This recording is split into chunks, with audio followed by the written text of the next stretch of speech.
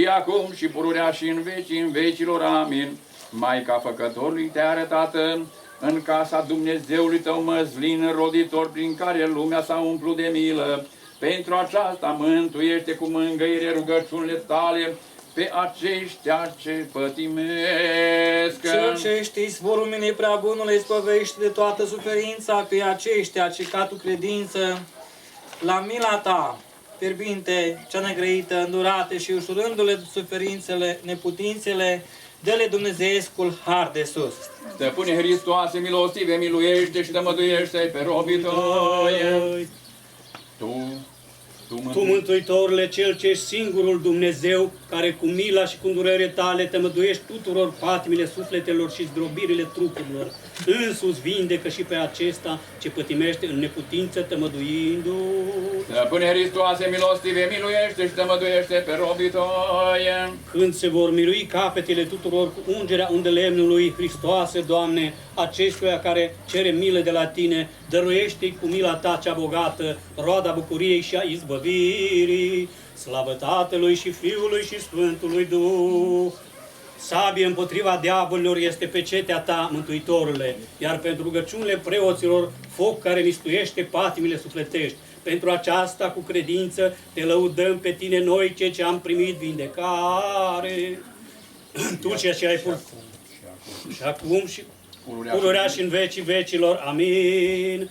Tu, cea care ai purtat în pântece pe Cel ce ține toate în palmă și l-ai întrupat în chip minunat, după cum a bineplăcut lui Dumnezeu. Te rugăm, Maica lui Dumnezeu, fă-l milostiv pe acesta care pătimește. Stăpâne Hristoase, milostive, miluiește și tămăduiește pe robii tăi. Miluiește-ne pe toți, Mântuitorule, după mare și dumnezeiască mila Ta, că pentru aceasta ne-a adunat pe noi toți, ca închipuim cu taină coborârea îndurărilor Tale, să aducem cu credință ungerea și cu untul robul Tău pe care tămăduindu-l cu puterea Ta. Stăpâne Hristoase, milostive, miluiește și tămăduiește pe robii Tăi. Cu curgerile milei Tale, Hristoase, și cu ungerile preoților Tăi, spală, Doamne, ca un îndurat durerile și rănile și apăsările chinurilor acestora ce sunt chinuiți de suferințe patimilor, ca fiind de mântuit să Te slăvească pe Tine cu mulțumire. Mărirea Tatălui și Fiului și Sfântului Duh.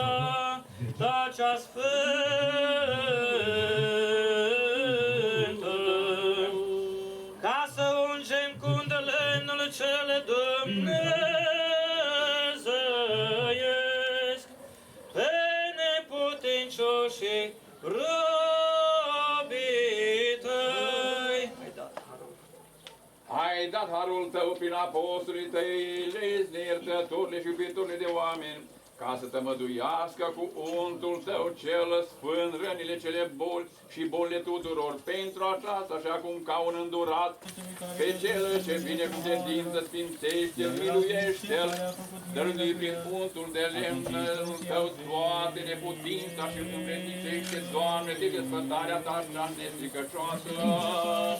Stăpâne Hristoase, milostive, miluiește! Mărire ție, Doamne, mărire ție! Domnului să ne rugăm! Doamne, miluiește! Cel ce ești fără de început și fără de sfârșit, Sfinte a Sfinților, care ai trimis pe unul născut Fiul Tău să tămăduiască toată boala și neputința sufletelor și ale trupurilor noastre, trimite Duhul Tău cel Sfânt și sfințește unde lemnul acesta și fă-l robilor Tăi acestora pomeniți la taina Sfântului Maslu, care se vor unge împreună cu toți cei dragi ai caselor, spre izbăvire de săvârșită de păcatele lor, spre moștenirea împărăției cerilor.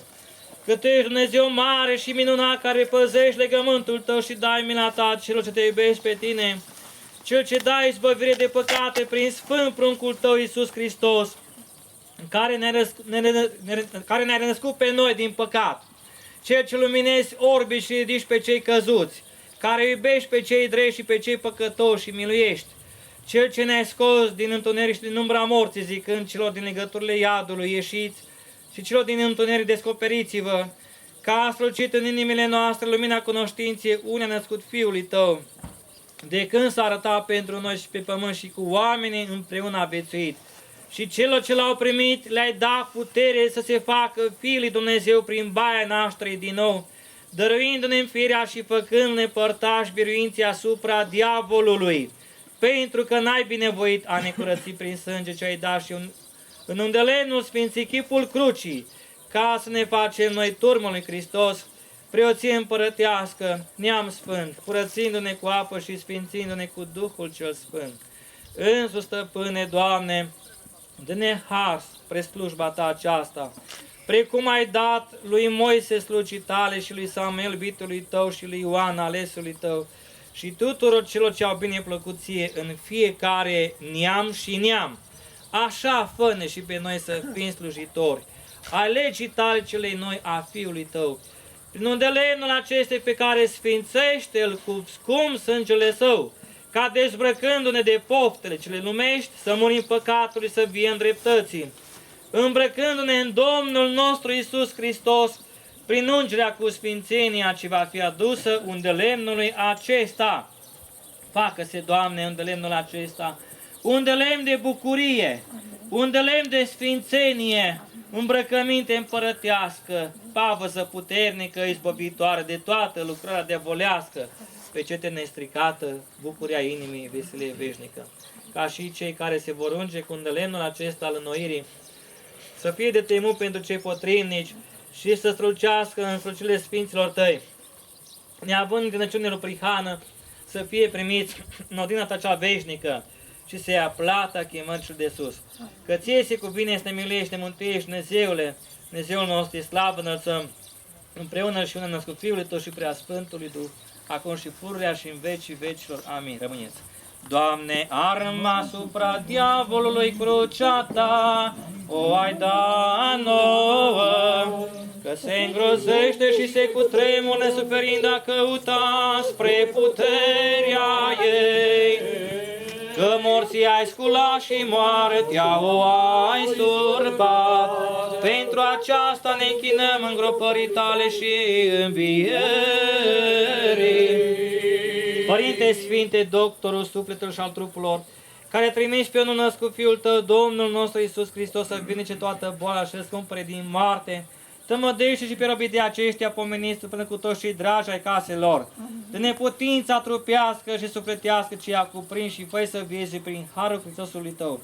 Pentru că cele prea curate, Stăpâne noastre, născătoare, Dumnezeu și Pura Fecioară Maria, cu puterea cinstită și de viață făcătoare cruci, cu ocrotirile cinstitelor cereștilor și celor fără de trup puteri, pentru că cel cinstitului, mărtului proroc înainte mergător și botezătorul Ioan, ale Sfinților, Măriților și Lăudaților Apostoli, ale Sfinților, Măriților și buni nebritorii mucenici, ale Sfinților și Dumnezeu purtători noștri părinți, ale Sfinților și Tămăditorilor fără de argint, Cosma și Damian Chis și Ioan Panteleimon și Ermolae, Samson și Neomie Muche și Anichita ale și Trifon, ale Sfinților, Drepților și Dumnezeu Părinți Joachim și Ana, de tuturor Sfinților, că Tu ești izvorul de Dumnezeule, Dumnezeu nostru, slavă, înălțăm împreună și înălță Fiului Tău și prea Sfântului Duh, acum și pururea și în vecii vecilor.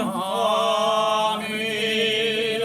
Miluiește-ne pe noi, Dumnezeul, de pe mare mila Ta, rugăm-ne Ție, auzi-ne și ne miluiește. Doamne miluiește, Doamne miluiește, Doamne miluiește.